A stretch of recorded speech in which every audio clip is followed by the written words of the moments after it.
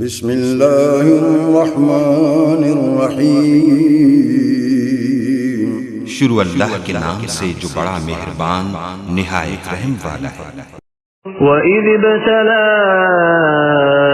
إِبْرَاهِيمَ رَبُّهُ بِكَلِمَاتٍ فَأَتَمَّهُنَّ قَالَ إِنِّي جَاعِلُكَ لِلنَّاسِ إِمَامًا قَالَ وَمِن ذُرِّيَّتِي قَالَ لَا يَنَالُ عَهْدِ الظَّالِمِينَ۔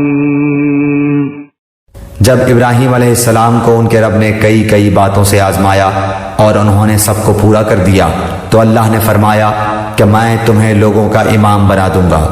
عرض کرنے لگے اور میری اولاد کو؟ فرمایا میرا وعدہ ظالموں سے نہیں۔ یاد کرو کہ جب ابراہیم کو اس کے رب نے چند باتوں میں آزمایا۔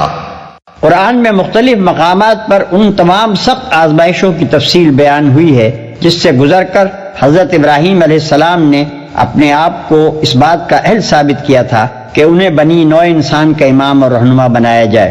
جس وقت سے حق ان پر منکشف ہوا اس وقت سے لے کر مرتے دم تک ان کی پوری زندگی سراسر قربانی ہی قربانی تھی۔ دنیا میں جتنی چیزیں ایسی ہیں جن سے انسان محبت کرتا ہے ان میں سے کوئی چیز ایسی نہ تھی جس کو حضرت ابراہیم علیہ السلام نے حق کی خاطر قربان نہ کیا ہو، اور دنیا میں جتنے خطرات ایسے ہیں جن سے آدمی ڈرتا ہے ان میں سے کوئی خطرہ ایسا نہ تھا جسے انہوں نے حق کی راہ میں نہ جھیلا ہو۔